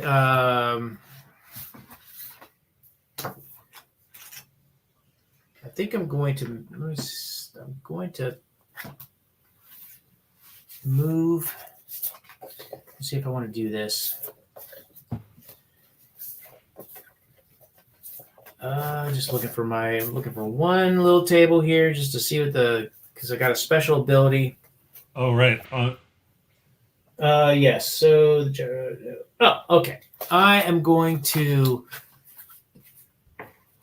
leverage some American ingenuity here. We're going to do an assault on the tank. So we're going to move and shoot and fire. And because they have the gyro stabilizer ability, I don't know if you can see the card on there. It says plus gyro. There it is. Yes, the gyro. They do not get penalized for moving and shooting. Right. They can do a scoot and shoot without getting a -2 or whatever you normally get. Right. So we are going to fire at the folks in the bridge. Yeah, that makes sense. So the first thing that we're going to do is we are going to fire the ordnance. Right. So the ordnance is 1. I'm at 1, 2, 3. So I'm at 3. So I'm in the yellow numbers because I'm at range 3. 1 to go to C0 and 2 to go over to B0. right. Okay. So that's the yellow numbers. That's a 6. So I need a 6 on 2 dice. Right. You're in bridge gives you 1, so that goes against me. That adds to my die roll. Right. So you need a 5. So I need a 5 on 2 dice. So the first number is a 2, second number is a 2, so that's a 4. Hit. So that's a hit. So if we look at my HE, it's a 3. Right. And I don't, and it's just a straight 3 now because we've used my bridge on the 2 hit. Right. So it's a 3 plus 2, so it's a 5. Okay. You're gonna roll. And you rolled a 5. Okay. The Americans are stroking out here. So that's that. So now I can fire the machine guns at them. So each machine gun is fired separately. So the first one I'm going to do the bow mounted machine gun, which is at 2, and I'm going to range at 4. So the way covered arc works is I can fire at anything basically in front of me. So anything in C0, B0, A0 is can be hit with my bow mounted machine gun, but I'd have to change my covered arc if I was going to fire at something at B1 on my side. Okay. And the way you would do that is you would use a counter to change the covered arc on there because you can't change the arc. Yeah. So that is at a 2. So I'm going to roll 2 plus a 3 is a 5, and you're at 1. So roll. And you're at 2 plus 1 is a 3, so it's a +2 damage check. And I got to do that for each one. Yeah. Yeah. Start with the leader. Yeah. 4 plus 2 is 6. He's good. He's good. And he does not add his bonus to any of the damage checks, by the way. Okay, so now I'll do the SS squad, who's a 6. Yep. Oh, okay. He's shaken. All right, so the SS squad is shaken, and then I have the. Whoops. Who did I turn there? There you go. This. Keep grabbing everything. Anyway, the infantry squad on the right, and they're just a 5. You rolled a 6. So they're That's shaken. 2 is 8, well. So they're shaken already, right? So they're reduced. Oh, okay, yeah, because they have that on them already. Yeah. Yep. So they go like that. Do they lose their shaken then? Nope. They're still shaken. They're shaken and reduced. That's terrible. And then these guys, and they're a 5 as well. Yep. And what did I get there? Oh, 2. Okay, so they pass. They pass, but the SS squad. Let's get them up. They need a shaken as well. Okay. Got it. And I have the other machine gun, which is at 4. Yeah, that's terrible. This is 4 plus 3 is a 7. Okay, so I got to go through everybody again, right? Yep. So the leader. So what'd you roll? You got a. There we go. You got 3. So you got a 4. So it's a +3 damage check. +3 damage check to all four units. Okay, correct. So starting with the leader. Right. So you rolled a 6 plus 4 is 10. So he's very shaken. There we go. the first infantry, the half squad here. Okay. Is it 5? And what are we doing? A +3? Yes, +3. There we go. So it's a 3. So it's a 6. So he was already half squad. He was already a half squad. Yeah. Okay, so I think he's gone. I can't see with the leader in front of him. Yeah. These are very sticky. Yeah. Sorry. Yeah. No, that's all right. So he's gone. Yep. The SS is already shaken. So, but we'll see how they do. They have 5, so they're shaken. So they're now a they're half reduced. squad.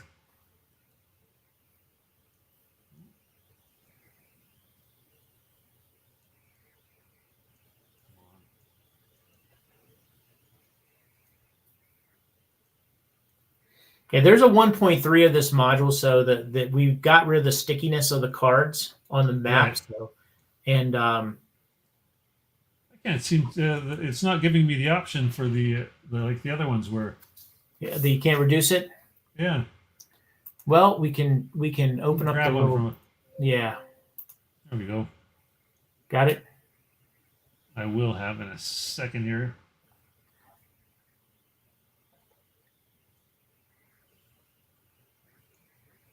Oh, where's the half squads? Oh, hold on.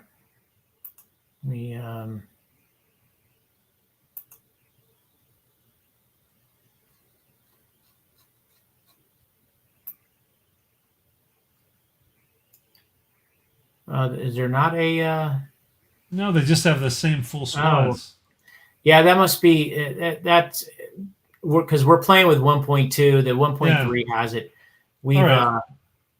Well, we'll remember that guy's a half squad. We're close to done here anyway. Yeah, exactly. Just in terms of time, but I still have to roll for this last squad. Yep. 2 + 3. Oh, they pass. Yep, they pass. All right. So that is all his firing. So now he does get a fatigue because he's fired.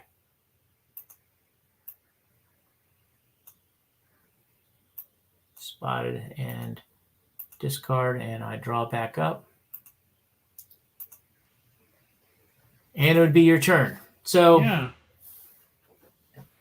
We can go on a little bit, or if we can. No, I think this is probably a good place to call it. But but it's been a very interesting scenario. I mean, I would definitely be trying my Panzerschreck shot at your Sherman here if we continued on and see what happened there. Actually, we should do that. We haven't. Let's just do that because we haven't done a shot against the vehicles yet. So, well, you can, yes, but your guys are all shaken. But let's just go ahead and take a shot at one, just so we can show what how it works. Yeah. Well, let's just do the shot with. I won't play a card because we're going to be done. But if I was shooting, it's a range of 4 because we do 3, 1 to go down and then 2 to go over.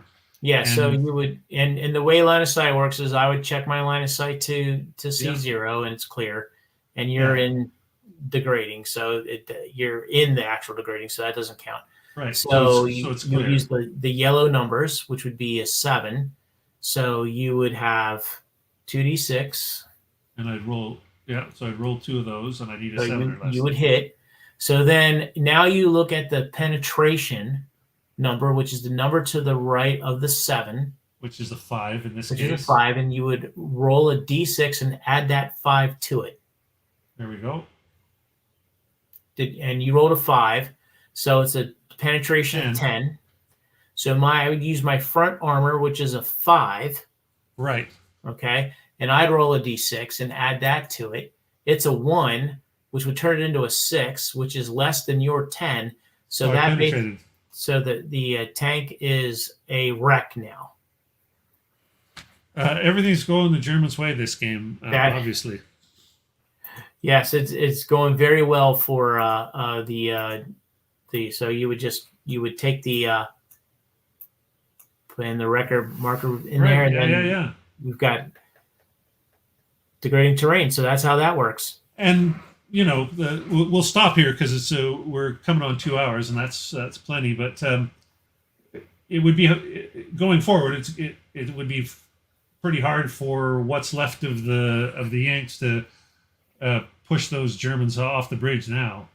Well, if you got the M1, the M4 out of the way, then yes, it would be impossible because you already controlled the bridge. So because your bazooka and you could never re-control the bridge now because your bazooka and your AFV are both gone. Correct. Right. Okay. Well, we still have a few viewers here, so if anyone has a question, now's the time to fire it into the chat. Otherwise, we'll probably wrap things up here. But Sean, while we're waiting to see if anybody does have a question, do you have anything else you want to talk to us about this game? I know you've already got an expansion planned that should be coming out in the next year or half year, or well, it's done, and I already have the prototype sitting in my hot little hands, and basically there's a production queue of stuff that has to be put together from our overseas manufacturer. Right. And so what will happen is when they'll probably make the game before any crowdfunding campaign. And so when they do get the game and they do the crowdfunding campaign, I think on GameFound, we'll be able to ship it as soon as the campaign's done. Right. So there won't be any waiting for it because the game's done and produced. And that expansion will have map tiles. So it'll come with 45 map tiles that will be hard mounted map tiles that represent the game board that you see right now. Right, because this game board that we see here is if you haven't seen the game, if you haven't bought the game yet, it's basically a big paper map, as opposed to it's a little not quite it's I don't know, kind of a vinyl-y type paper. Heavy thing, yeah. But these map tiles will be more like you can make a smaller map or a bigger map. Right. So, for instance, this scenario, we didn't use row E and D because the scenario calls for it to not be used. So we would only be technically using rows A, B, and C. So if you were going to use the tiles, you could configure it without rows D and E, and you could play it on a smaller table. Right. And it's more Americans and Germans. Is there any more unit types? It's all bulge scenarios, and there is some scenarios with British. Oh, okay. So you got a few British, so a few new unit types then as well. Right. So there's 12 scenarios, and we added a couple new units. So we added a Puma, a Tiger II, and a US M4 A3 76 millimeter. Right. And we have some new terrain, like forest.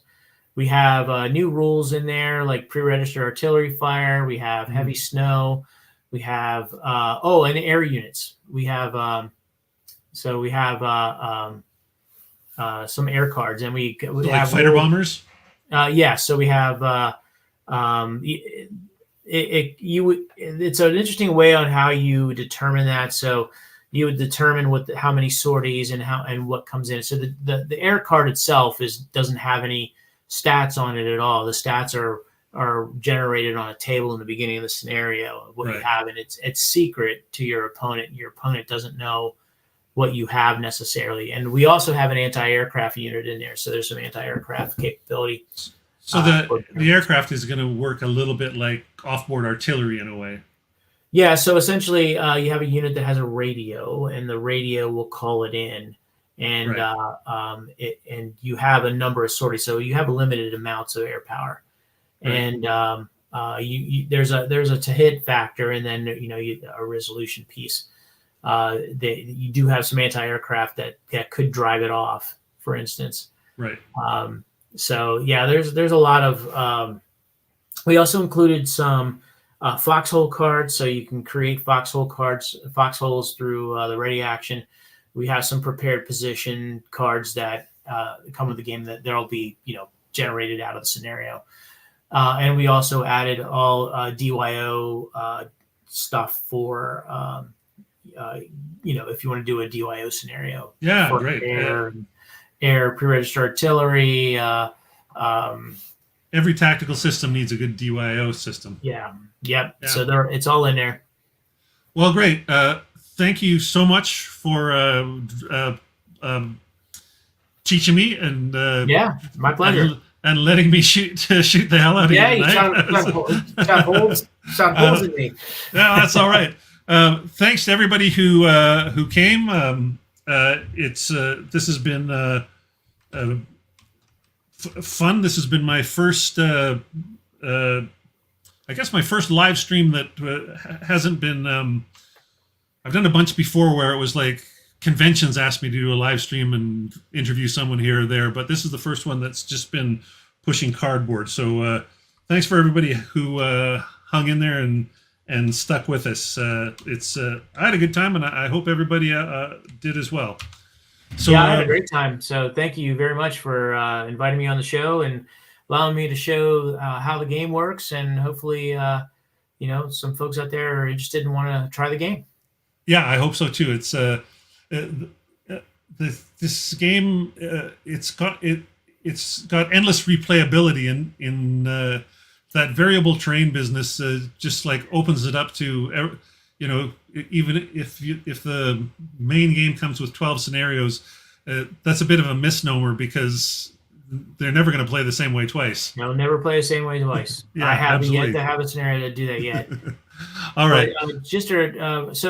But, the game comes with almost 800 cards in total, Yeah. I believe. It's a heavy box. Yeah, so you have U.S. troops, you have German, you have Canadian, you have British, and you have some free French resistance fighters, lots of leaders, lots of support weapons, a lot of different vehicles. So it's a big sandbox for things. And then you can, if you wanted to, if you didn't want to use a scenario, you just throw some cards down on a table, throw some terrain down, and you can just start fighting. Absolutely. And also, I think I said this to you last time we talked about this game, though, but thanks for throwing the Canadians in the first box. You're welcome. Yeah. I think this is the first tactical game I've ever seen where the Canadians came in anywhere near the first box. So here we are in the first box. Usually the Canadians and the Brits don't manage to get in until the fourth or fifth box. Yeah, and they're represented infantry wise, and there's a couple vehicles. Actually, one vehicle that's actually uniquely Canadian, which was the Otter armored car. So we put that in there. Great. And I think the other unit that we put in there was a weapons team, which you didn't see any weapons teams tonight, but there are weapons teams in the game. But they were a Vickers machine gun team. Yeah. And the interesting thing about the Vickers unit for the Canadians is that they can fire indirectly over terrain into another, because they could arc the shells, arc the bullets into it. So great. It's not a huge attack, but you can do it over terrain. Yeah. So I thought that was that was one of the things you can do for that. Perfect for making up some Italian campaign scenarios with Canadians versus Germans. All right. Well, thanks again, and thanks for everybody for stopping by, and we'll do this again sometime. I hope. This has been great. Good night. Good night.